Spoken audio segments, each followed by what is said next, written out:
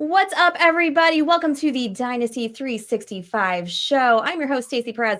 We have got Tyler Heil and Chris Burns in the house tonight because we are doing part 2 of our rookie camp. Is it legit or is it not? Are we aboard the hype train? You're going to find out. We are doing the AFC and the NFC South tonight. Let's do it.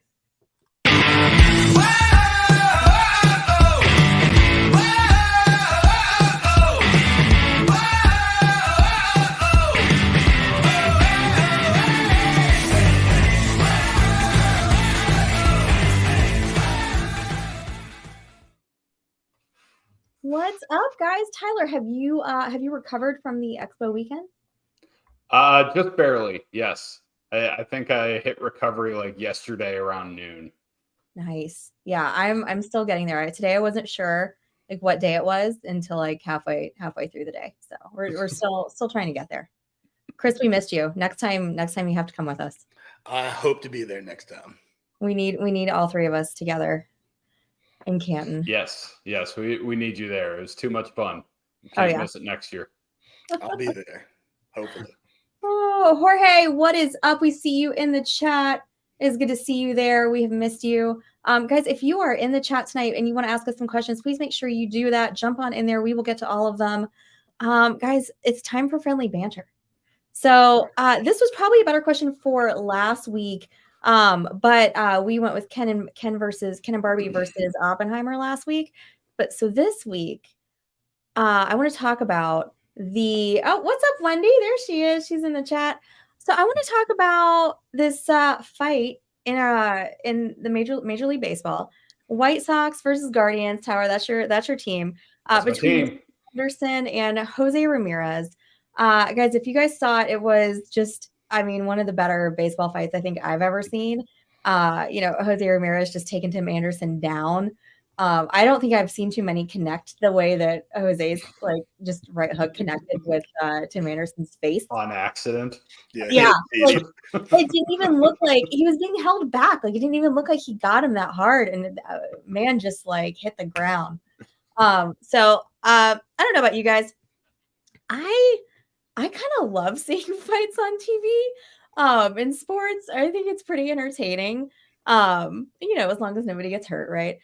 So I want to know tonight, what's the best fight you've ever seen in sports? And I'm not counting like boxing or anything like that. I want to talk about like, football, baseball, hockey, basketball, whatever. So Tyler, what's up? What you got for us? All right, let me set the stage for you. Mm-hmm. So the night was November 19th, 2004. This is burned into my brain. The Benedictine Bengals football team had just finished a walkthrough the night prior to the state quarterfinal game. And they went out to dinner at Buffalo Wild Wings in Strongsville, Ohio. And you look up at the TV, and the next thing you see is Ron Artest jumping over tables, punching fans in the face. Steven Jackson landing blows to random strangers' heads in the Malice in the Palace in Auburn Hills, Michigan. Like, that was one of the craziest things I had ever seen. It silenced, I think there were 15 high school football players at this Buffalo Wild Wings, just silenced, just staring at the TV, watching Jermaine O'Neal not go to the locker room for some ungodly reason. Like that will always be in my memory. I'm so glad you picked that one. I was really hoping somebody would. That was pretty amazing. What's up, Albert? We see you over there in the chat. Hope you are having a good night. Chris, you're on deck, or you're on the clock actually. I'm on the clock. All right. Actually, for me, so I kind of remember this also, but it was a nice August evening about 30 years ago. So the Rangers, they were taking on the White Sox. And like this series, they've been having like a beanball war for like the last season and a half. And this particular game, Nolan Ryan, he's on the mound, and he comes inside on Robin Ventura, and he hits him in the back. Ventura, he starts like walking towards first base. But then for some reason, he decides, you know what, I've had enough. So he starts charging the mound. And as he's charging the mound, you see him slow up a little bit. I guess he realized that Nolan Ryan's a little bigger than he thought. And then he keeps coming. And it's like at that moment he realized, like, yeah, I really messed up. So he gets there and he's 26 years old. The 46-year-old Nolan Ryan puts him in the headlock and he's just raining blows on him for 20 straight seconds. Nobody's really getting into the melee. Pudge Rodriguez, he's trying to block, pull Robin Ventura off, but it's not working. Like that old man strength is just doing its thing, and he is just like raining fury on Ventura. And then like for the rest of the night, like the fans at the stadium were chanting Nolan, Nolan. I mean, it was just great. That's one that's like just like a legendary baseball fight, like just unbelievable. You guys picked really good ones. So here's mine. So I'm glad that we all picked different sports too. So you guys know I'm a huge hockey fan. So lots of fights to choose from. But I wanted to pick one that I actually was in person for. And so I'm gonna go back to April of this year, April 2023. I hope our boy Chris Battistale is in the chat because this involves your Maple Leafs, sir. This was one of those fights that's pretty rare in hockey. And that's because it was between two of your captains, right? Those guys are not the ones who are fighting. They're usually staying out of the melees, trying to calm everybody down. You've got certain guys that like in hockey, right? That it's their job to drop the hammer. That's not the captain's job, right?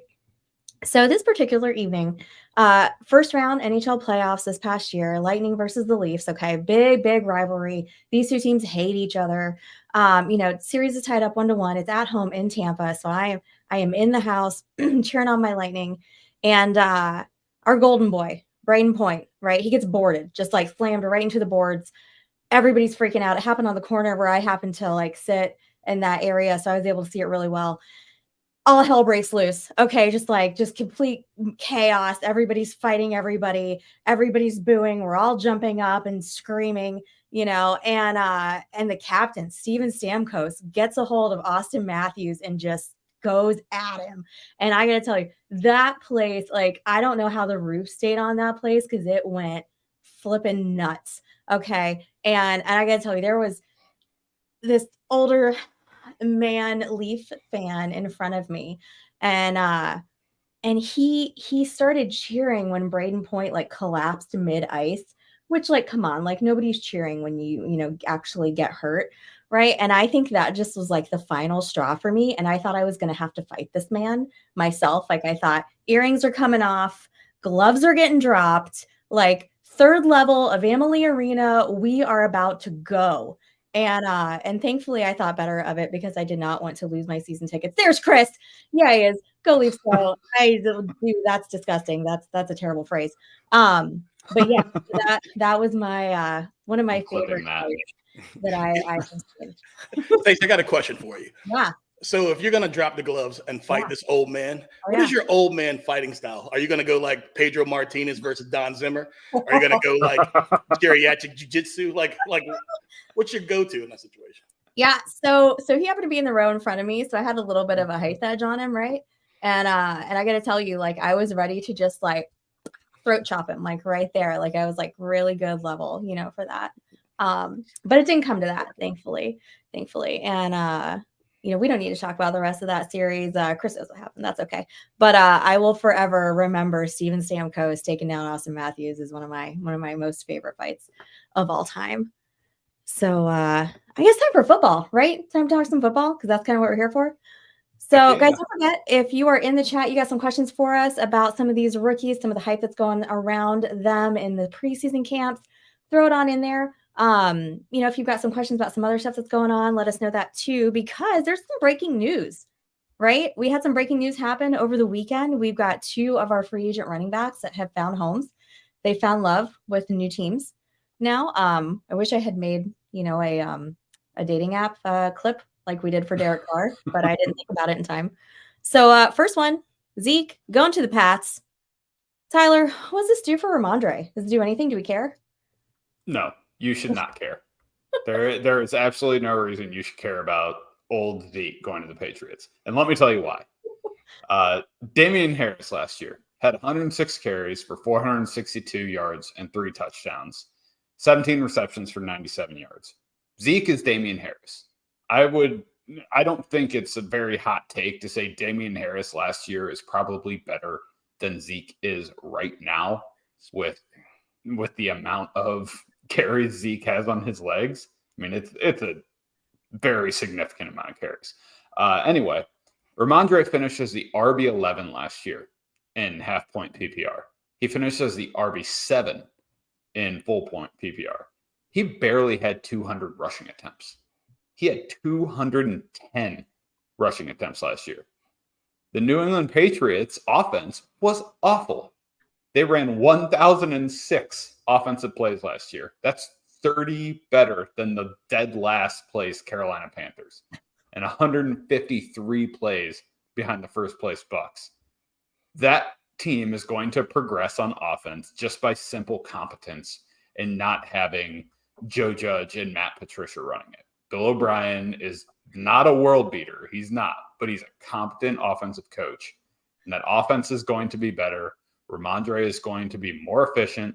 He will likely get less targets, I would say, because he had 88 last year, because that's a lot.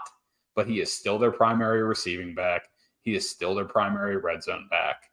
And Ramondre only had 5 touchdowns last year, and he finished RB7 in full PPR. I'm not concerned. All right. Chris, do you have a different viewpoint? I mean, the Zeke slander. I agree with him. But what I think this does for Ramondre, I think that it's actually going to be able to save him for later in the year. I think Zeke is competent enough to get in there and spell him when he needs to. I do think that Zeke is going to be their grinder for those tough yards, the goal line and short yardage. I think Zeke will, that's where you'll see him. So he might vulture some touchdowns away from Ramondre. But I think that's pretty much it. And like you said, I don't know what Zeke has left in the tank. He could be almost done, like Tyler said, he has a lot of miles on those tires. So, and if he is a nothing, and a lot of people will think that Ramondre will revert back to what a lot of people were hoping he could be this year. But I mean, if Zeke isn't anything, then Belichick will probably bring in 5 other 30-year-old running backs. He might call Brandon Bolden back and anything, because Bill Belichick is not going to let you feel great about a primary running back in his system. He just won't let you have that. Yep. Oh, Jeremy, what is up? We see Jeremy came all the way from New Jersey to hang out with us at the expo this weekend. Jeremy, we're about to talk about your Jets. I don't think they're your Jets necessarily, but you do live in New Jersey, so we're going to talk about them. Because Dalvin Cook signed with them. So, Chris, are we trying to trade for Breece Hall? Does this give us any sort of concern about Breece at all and his injury, maybe? Actually, yes, I would absolutely trade for Breece Hall right now, especially if you can catch the owner on tilt. And the reason why I would go for him is because I think that this Dalvin thing, it's a 1-year deal, and I don't really foresee him coming back with the Jets next year. To me, it shows signs that maybe Breece Hall isn't as healthy as you want him to be at this point in the year. You bring in a competent back when you know that you're in this competitive window right now, and you can let Breece heal up and come back. You saw what happened with J.K. Dobbins. He came back a little too early, and he was a little gimpy and everything. So you keep Breece, you let him get healthy. Next year, full go. Let him be your horse and everything. So if I can get Breece, yes, I'm actually absolutely going after him. Conversely, if I have Breece, then I'm going to keep him. I'm not trading him just because I think that late this year, next season, he's going to be what, we want anyway. So Dalvin signing, it's not going to push me off Breece. Tyler, your thoughts? I agree with Chris on it's not going to push me off Breece thing. I would still trade for him. However, it doesn't really change my thinking on Breece Hall. I never thought that he would be an immediate producer in this offense. I thought that he would come back slow. I basically just am writing him off for the first month of the season, and that's okay. I think this Dalvin Cook signing says more about how they feel about their backup running backs than anything. I think they're very unhappy with Michael Carter. I think Bam Knight's just fine. Izzy Abanikanda is not having a good camp. He has not shown a whole lot. So this is going to give the Jets some competence at the running back position for the first half of the season. And it's going to give Breece Hall a little bit of a crutch over the second half of the season and allow him to really be a slightly lower volume, super high efficiency back, because he is that talented.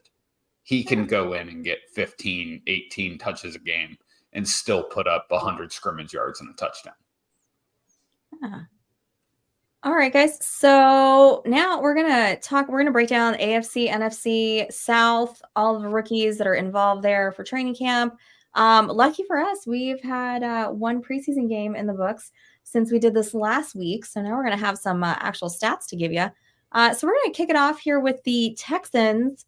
And my very favorite receiver, well, not very favorite. Well, he's probably up there now. I think he might be competing with Marvin Mims for my favorite receiver from this group.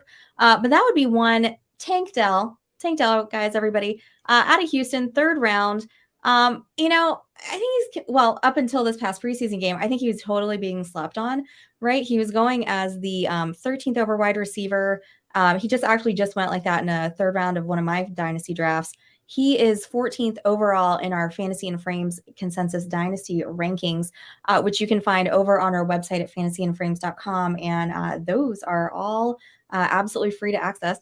Guys, there's been lots of talk, about how small he is, 165 pounds, 5'8". But this past game, I think, was kind of like his coming out party. Like when I saw him on the field, I was like, he doesn't look like he's that as small as his stats would like incline you to think that he is. The next day I watched him go 13th in the 13th round in our draft night out event at the Expo. Whereas before he was going a lot later. And of course, that's like a redraft. That's not necessarily dynasty, but still, I think the point is that, he's skyrocketing up those boards now because of how well he performed during that preseason game. He had 5 receptions, 65 yards, 1 touchdown, 13 yards per reception. At today's practice against Miami, he just continued to look amazing, showing off that speed, ability to go up and get it. I want to show you guys this clip. Tyler, can you click on that clip? You're so much better at that than I am. Get that. I will get to it. I'd say keep talking, Stacy, and I will get it up for you. All right. Thank you. So, I think that he and CJ Stroud are really going to kind of have that like Stafford Cooper Kupp connection that those guys had. They're spending a ton of time together. From what I hear, Tank is really kind of showing CJ around Houston, really trying to spend a lot of time together and get on the same page. And, look, I'm sure Nico Collins is going to be the number 1. You're going to have Dalton Schultz out there. You've got, the ghost of Robert Woods floating around the field somewhere. But you know what? Don't count Dell out from being part of this offense. From back, way back, during the draft, right? CJ went and like really kind of like just advocated for them to go get Tank Dell.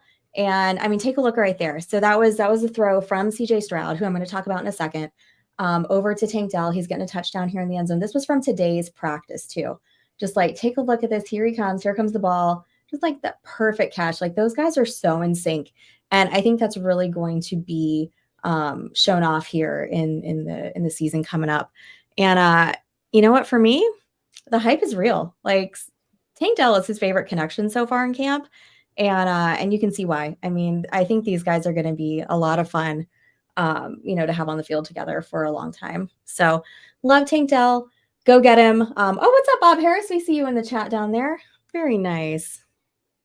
So that brings me to the Texans quarterback. That would be one Coleridge Bernard Stroud the 4th, or CJ. Not sure where the J comes from, but that's okay. If my name was Coleridge, I'd probably say that too. So obviously, out of Ohio State, 1st round, guys, let's all just have a meltdown because he threw an interception in his first preseason game, right? Let's all freak out and say he's horrible. And then he's, like, oh my God, he can't read the playbooks. Like, I'm sure you all saw all the memes that I did going around. Guys, it was a preseason and it was against the Patriots and Bill Belichick. Okay, like let's calm down. All right, it's okay. We're not going to freak out. He didn't play too long in that game. He only threw for 2 completions, 13 yards, and unfortunately that 1 interception. It seems like he's having a lot better week in camp, though, especially today, just based on that clip. There were a ton of those clips out there. I only showed you one because we are an hour-long show, and otherwise we would spend our entire time talking about Tank Dell and CJ Stroud. But he's really connecting with his receivers, guys. Again, you can see it here. That is going to bring me into another receiver on this team, which is Xavier Hutchinson, right? I kind of forgot that he was drafted by the Texans too. You've got Collins, Dell, John Mechie, they've got a ton of weapons. And then you've got Xavier Hutchinson out here. And I don't think that he's, after watching some of the, clips from him, today, just kind of, looking and see what he's doing in camp. He probably isn't going to be one of your starters, every single time out on the field. But I definitely think that he's going to be there and be able to produce, especially if there's an injury.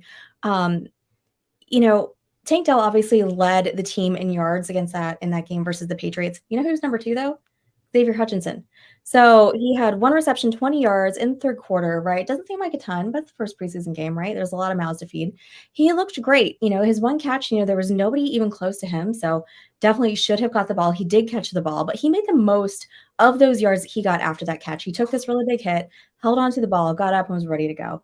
And, just for a rookie, his first time out there on the field in an actual NFL game, even though it was preseason, I think it showed that, what he kind of brings to the table.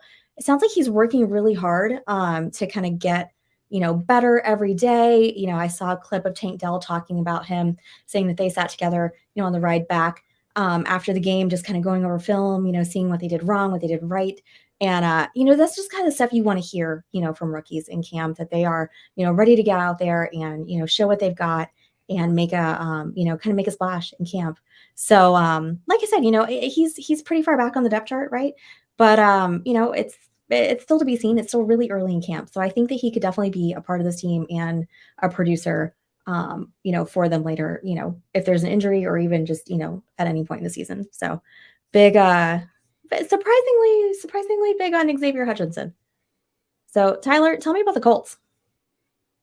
Oh man, the Colts. Anthony Richardson has got to be one of the most exciting just football players, Dynasty Fantasy Football players in a while. I mean, this dude has all the tools. He was already named the starter for the regular season by the Colts, so they're ready to see him play. And it doesn't feel like this is just a name him a starter because we drafted him 4th overall. They had Gardner Minshew, who's a competent quarterback on that roster, who they could have thrown out there if they didn't feel comfortable playing him. I think he's shown in practice that he's capable of keeping up with the speed of the game, and just his legs are going to give him just an automatic get out of jail free ticket. If he misses some passes here and there, his legs are going to save him. So his competence in the run game is going to save him on the football field and in fantasy football. That's where he's going to score all of his points. So I really like him. I like the receivers that the Colts have built up around him. I like the variety of receivers, Michael Pittman being a slasher, Alec Pierce being a deep ball guy, and the next guy up, Josh Downs, being a underneath and kind of just a get open guy. Yeah.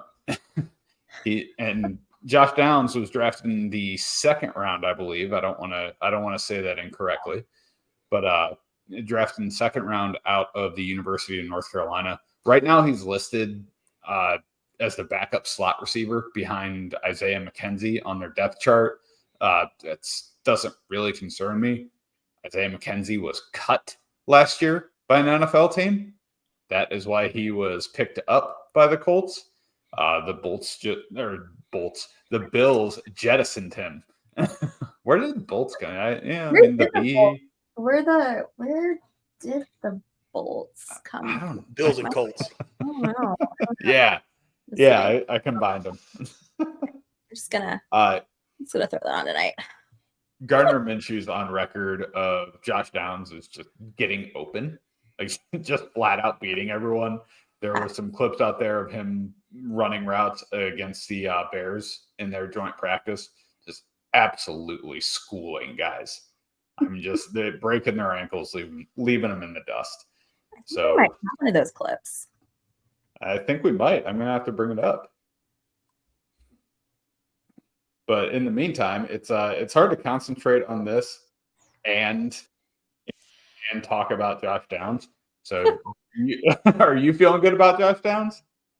Yeah, I was hoping to see like a little bit more when I was looking online, because I think the only clip I found really was from practice. And it didn't look like it was too, yeah, here we go. Here it comes in. I wanted to see a little bit more. This was the one that I found the most. But I am a big Josh Downs fan. I like how aggressive he is. I think he's a really fun, confident player, kind of like George Pickens. Like, that's why I like him a lot too. Just like those guys aren't going to let anybody intimidate them on the field. And like, especially somebody like, Josh Downs, who's a little bit on the smaller side. Absolutely. Yeah. I'm excited for Josh Downs and that Colts offense this year. I mean, I want to make sure I pump the brakes on that too. I'm excited to see the progress that this offense can make. I'm excited to see the prospects of the future and what it'll mean for Michael Pittman and what it'll mean for Josh Downs and Alec Pierce and Anthony Richardson. Are they going to produce a whole lot this year? Nah, I'm a little scared to say that, but I'm excited for him. I know that I will be leaving Josh Downs on my active roster. He will not be a taxi squad guy. All right. Okay. Well, why don't you bring it on down to Florida and specifically Jacksonville? Tell us about those Jaguars. All right. So first and foremost, we got Tank Bigsby down in Jacksonville. He had a really nice line from the Cowboys game, 9 rushes for 52 yards. He did play exclusively in the first half from what I saw. So he's not far down the depth chart. I think he is to clear back up to Travis Etienne already. I continue to think that Tank Bigsby is going to be productive this year. I keep saying that, but I also want to make it clear that I don't think Travis Etienne will not be productive. Etienne is still the starter on this team. He's still going to be a big part of this offense. But Bigsby, I feel, is the better pass catcher already. At least Doug Peterson thinks so, as evidenced by his refusal to give Travis Etienne much work in the passing game in the second half of last season. And I think he can help on early downs. Tank Bigsby might be named Tank. He's not bigger than Travis Etienne. Travis Etienne is still a bigger human than Tank Bigsby. So let's not get carried away on the, he's a goal line back because his name's Tank. Like, relax. It's a lot of people named Tank tonight, guys. A lot of people named Tank that aren't necessarily named Tank because of their size. Yes. Next up is Brenton Strange, the tight end that they drafted.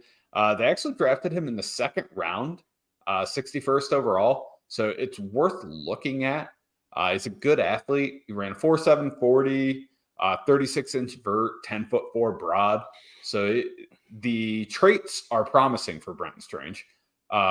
Unfortunately, he's still a taxi squad guy for me. He's been shown a little bit in camp. They're impressed with his ability to take what he learns in the classroom and apply it on the field. Multiple coaches have been quoted saying that. Unfortunately, with this Jaguar skill player depth chart, it's just not going to matter much at this point. You've got Calvin Ridley, you got Christian Kirk, you got Zay Jones, you got Evan Ingram, you got Jamal Agnew, who's kind of their gadget guy. So will Brenton Strange maybe play a little bit in line because that is not Evan Ingram's forte? Possibly, but playing in line is not going to help you win your fantasy football matchups when Calvin Ridley and Christian Kirk are on the outside. So he is a taxi squad guy for me. And the next one up is Parker Washington, wide receiver out of Penn State, drafted to the Jaguars. That is the same thing applies for Parker Washington. Of the Jaguar skill players are really good. It's going to take a fair amount of bad luck on the Jaguars' part to get Parker Washington on the field. He's listed third slot receiver behind Jamal Agnew.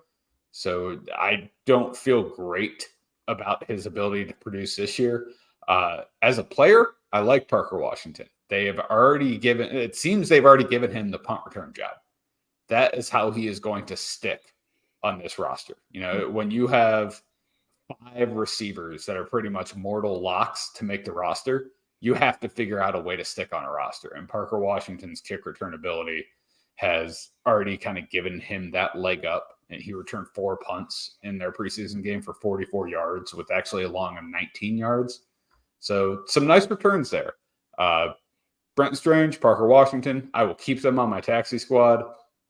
I like their prospects for the future. I do not like their prospects for this year. All right. Well, Chris, finish out the AFC South for us if you could, and take us over to Nashville. All right. So we'll start with the Tennessee Titans. Their 3rd round pick was running back Tajay Spears out of Tulane. And, with Haskins having those off the field issues, a lot of people were looking for Spears to be that primary backup to Henry. And he very well could be. The camp reports have been fairly good on Spears.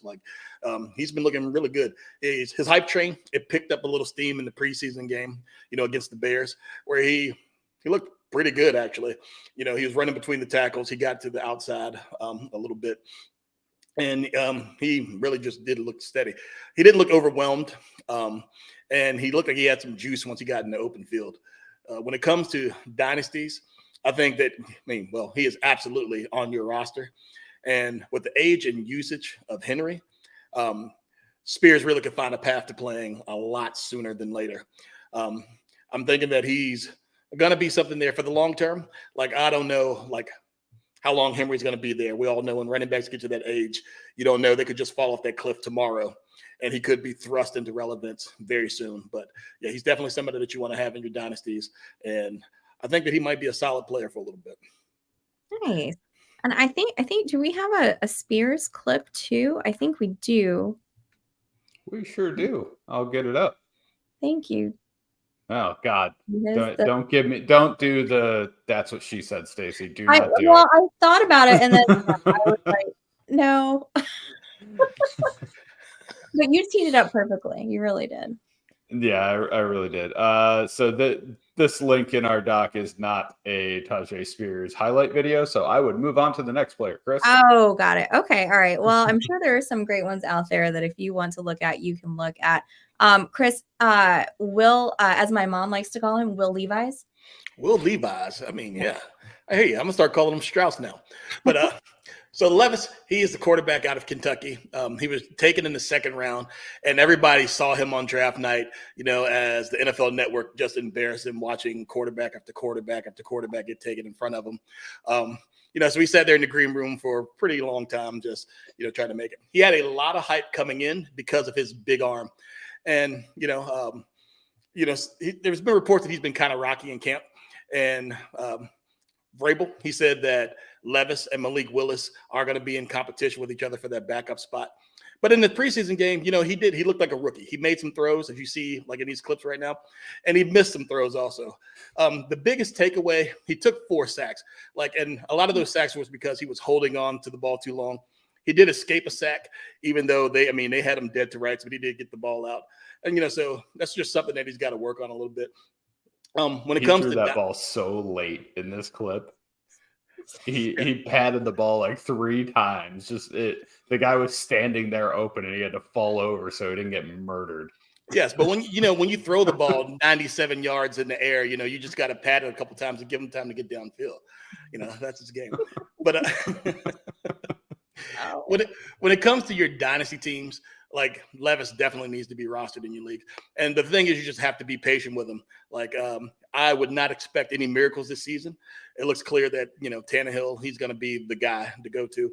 And I don't know. It seemed like it's a closer race than a lot of people thought between him and Willis, for that backup role. In that same preseason game, Willis looked a little better than Levis. But, you're going to have him there. You're going to see what Tennessee's going to do. I personally do not know what to expect from Tennessee. I know that I really don't want anybody on that team this season, just to see what's happening. So I don't know if they're going to be in a rebuild or how that's going to be, but, so Levis, hold around and wait to see what happened with him. The next rookie I'm going to talk about is Josh Wiley. He's a tight end out of Cincinnati. He was drafted in the 5th round, and there really hasn't been a whole lot of buzz about him. He did make a catch in that same preseason game. He caught the ball from Levis and he turned upfield and promptly got hit and fumbled it immediately. He does have plus size. He's very athletic. And because of that athleticism, they may move him around a little bit to see exactly where he fits.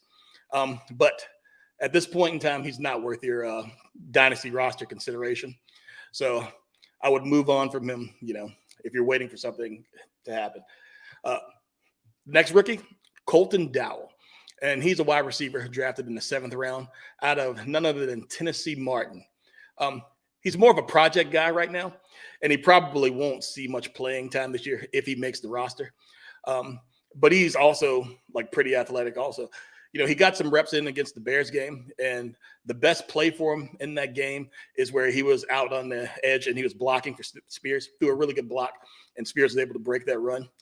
So that might actually secure him a roster spot on special teams. That might be the route he goes. But in dynasties, you really should not have him on your roster right now. He's going to clog a spot. I don't think he's really worthy of a taxi squad right now either. If you are a believer, throw him on there and just see what materializes. But as of right now, the way that team is built, I don't know. All right. Well, that's going to wrap it up for the AFC South. So let's bring it on to the NFC South. Tyler, tell me about those Peter Pirates. Stacy, I'm still mad at you for this. Oh yeah, I knew how much you love Sean Tucker. Guys, if you didn't catch that a few episodes ago, Tyler really is a huge Sean Tucker fan. So I just knew that when we talked about the Bucs that I had to let you do it. Thank you. It really means a lot. Yeah. Anyway, so Sean Tucker, he's shown a little bit in camp. I mean, he had a nice run in the preseason game for a not touchdown because it got called back on a holding penalty away from the play. So if my internet wants to load this video, you'll be able to see it here soon. It was a nice run. Unfortunately, the rest of the game was not great. 6 for 10 otherwise, outside of this run that got canceled out due to penalty. However, I will not be a victim of take lock. I can't do it. You need to stay flexible in your opinions of players. And there is so much opportunity in this Bucs backfield. I mean, the depth chart is terrible. Chase Edmonds is listed as the backup. Keyshawn Vaughn is listed as the 3rd string back. Sean Tucker is listed, I think, 5th on the depth chart. But it is what it is. Rachaad White is really the only viable running back in this room. Sean Tucker had a nice penultimate season in his college career. He did not have a great final season, but he had a good second to last season. So want to keep the mind open here with Sean Tucker. There's a lot of opportunity to be had in this backfield. I actually think that he would be worth keeping on your active roster, not even the taxi squad, because, I mean, Rachaad White is still not a proven commodity. He's a 2nd-year player at Arizona State. We all like him. He's promising, but you never know what'll happen. I think Sean Tucker could very well be the backup running back on this team before midway point of the season. So, yeah, you got to keep your mind open and keep Sean Tucker on your active roster. You know who's 4th on the depth chart for the running backs? I looked at it and I can't remember for the life of me. Patrick Laird. Yeah, P. Laird. Ooh. Former Dolphin. Yeah, former Dolphin. I was like, I didn't even know he was on the Bucs now. I'll never call him anything but P. Laird because my buddy lost a fantasy matchup and he's just raging and screamed, "Who the fuck is P. Laird?"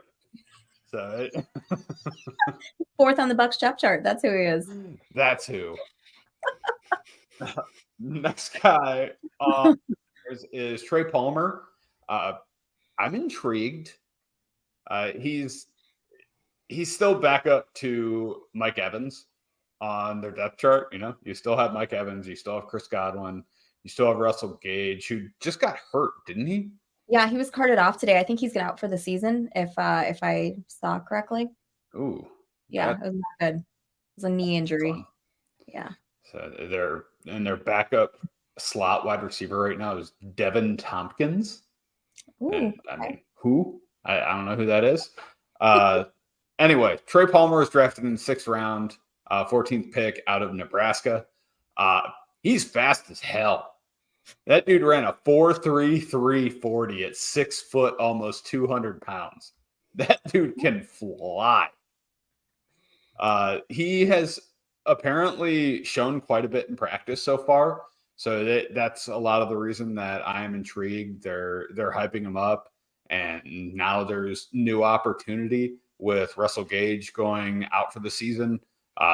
He was very involved in their first preseason game, four for 33 yards and a touchdown. So he caught all 4 of his targets for 4 receptions. So, I mean, that is one thing you like to see in the preseason, just a story of productivity. You know, if these guys are getting on the field and they're not able to produce, I think that's a red flag.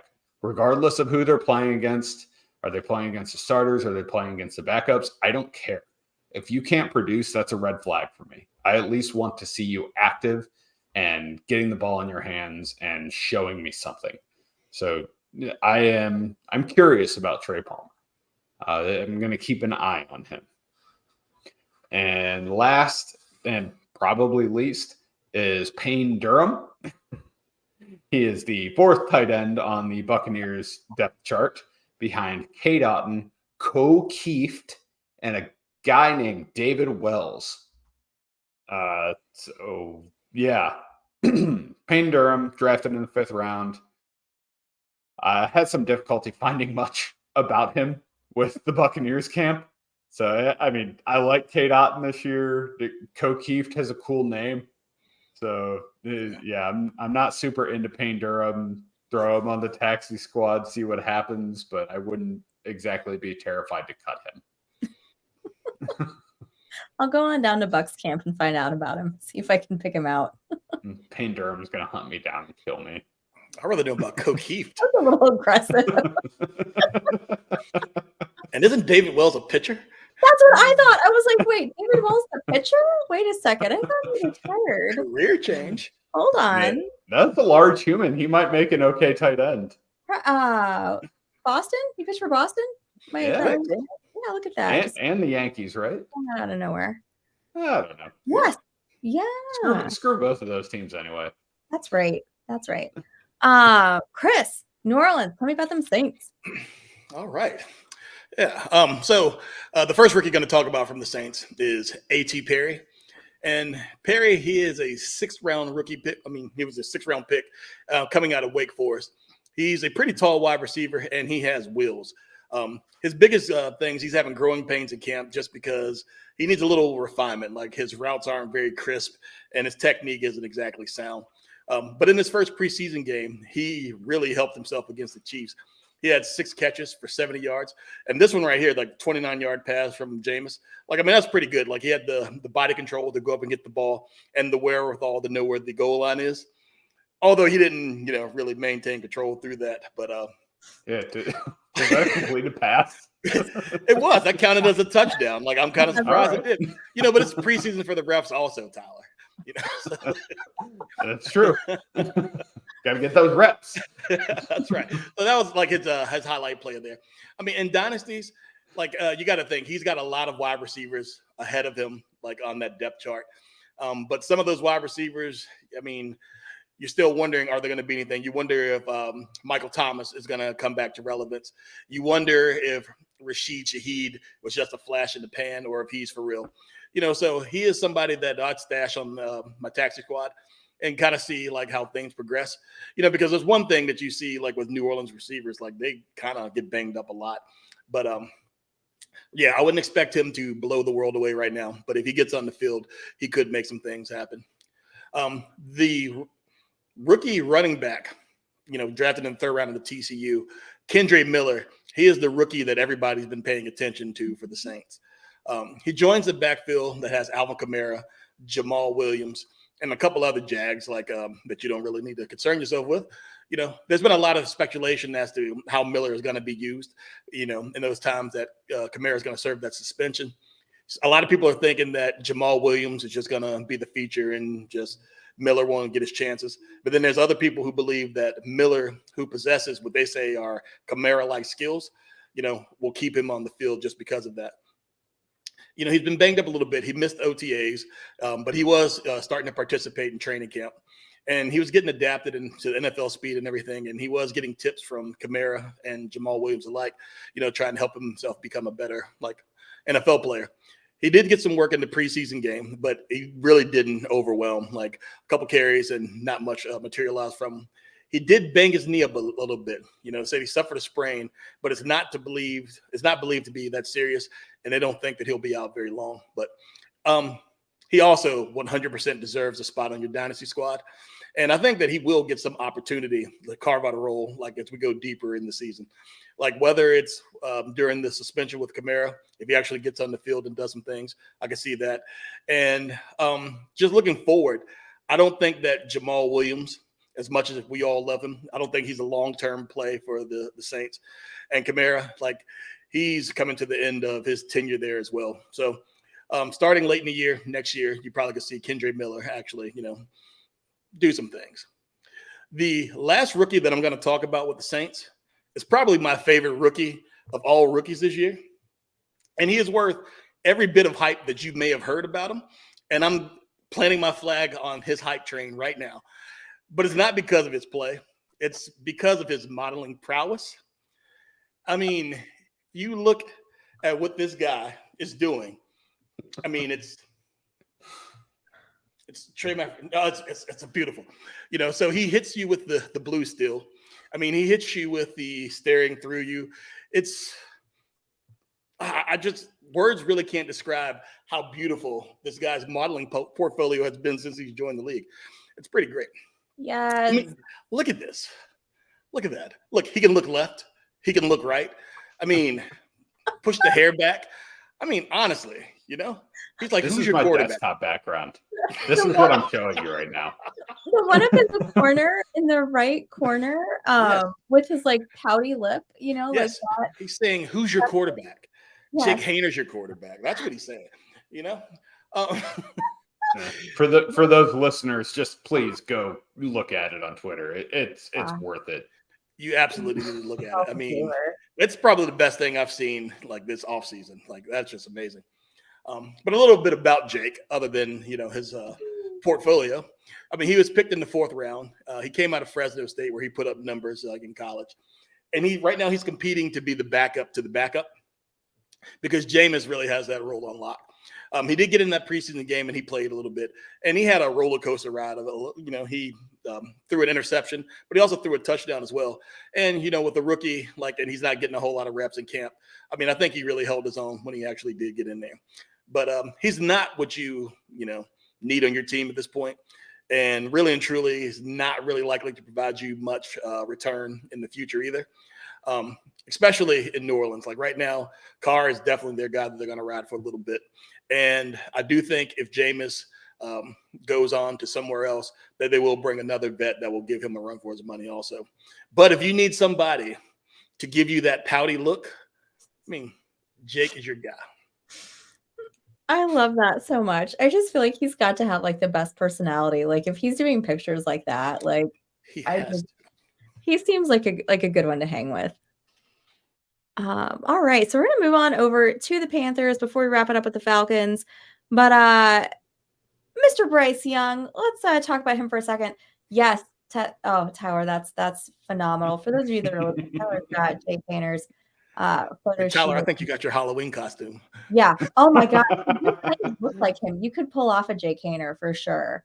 We'll have to talk about this offline. Yeah. Okay. So Bryce Young, everybody. I didn't put the clip up here just because, I was trying to find more football stuff. But if Snoop wears your jersey dancing around to Sweet Home Alabama in some kind of commercial setting, I'm not sure what that was, dude, you've made it, okay? You got Snoop Dogg, the GOAT, literally dancing around to Sweet Home Alabama wearing your Carolina Panthers jersey. Come on. Did they lose in the preseason? Sure. Yeah, they did. They lost 27-0. It's preseason, and who cares? That's what Frank Reich said anyway. Who cares? But it's against the Jets. He didn't play that long. He had 4 completions, 21 yards, 0 touchdowns, but also 0 interceptions. And he didn't snap in half when he got hit. which happened quite a bit because as their beat writer, Sheena Quick, said over on McAfee this week, that O-line was getting beat more than the keep pounding drum. So he took the hit. He was fine. Everybody chill out. He's not going to get snapped in half like a little Cheeto the minute that he gets tackled. Now, he should be playing a little bit more, maybe around the same, but he should get some more playing time. Second game coming up this Friday, I believe. For the short time that he was in the game, like I said, even with the hits, this guy came in, looked cool, calm, poised. He looked like he was in command. Just like in college, he's the guy who is in control on that field, and it is obvious when he's out there. And I just feel like he's bringing those same intangibles that he had with, in college here, to the Panthers as well. So I don't have any issues, with the way that he's played so far. I think he looks great. I'm still in on Bryce Young. Now, another one of my favorite Panther players, favorite rookies here, Jonathan Mingo, right? From Ole Miss. Now he's listed with the ones on the depth chart. And before you all say, it's early, it's a depth chart. Nobody really, it's not really set in stone or anything. You're right. But the fact that he was listed there, I think, says a lot. And also, he has gotten some really high praise from head coach Frank Wright and Hayden Hurst.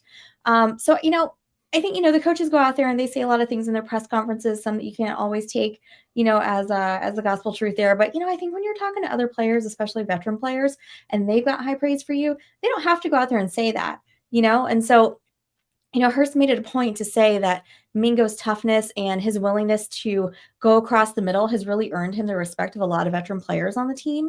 So, I think that says a lot for him. And I think it says a lot about why he was put with the ones on that depth chart. Now, he didn't play in the game versus the Jets. I'm not really sure why that is. Kind of looked around a little bit, couldn't find anything about an injury or anything like that. So maybe he just wasn't playing. But he did have a really nice pass from Young here in practice. If we might be able to get it up, that's what she said. Just so you guys can take a look at it here. But I think that Young to Mingo connection is going to be nice, especially if he keeps it up with that toughness and willing to just go after the ball like he seems like he's going to be.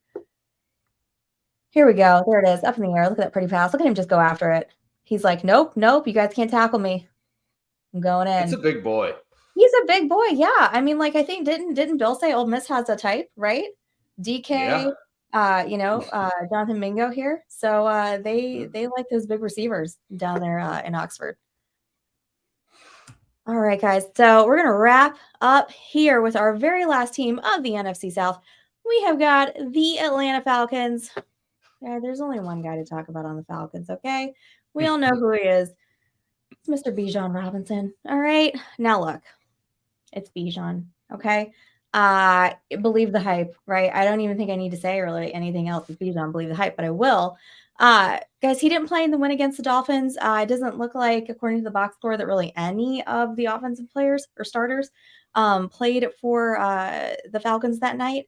He is expected to be out there for Friday's game, and I think that's against the Bengals.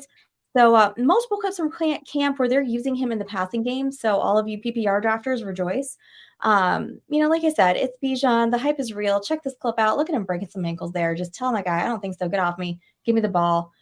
Look at that. I mean, come on now. Look at that guy. In his pocket. Stop that. Look at him. It says, nope.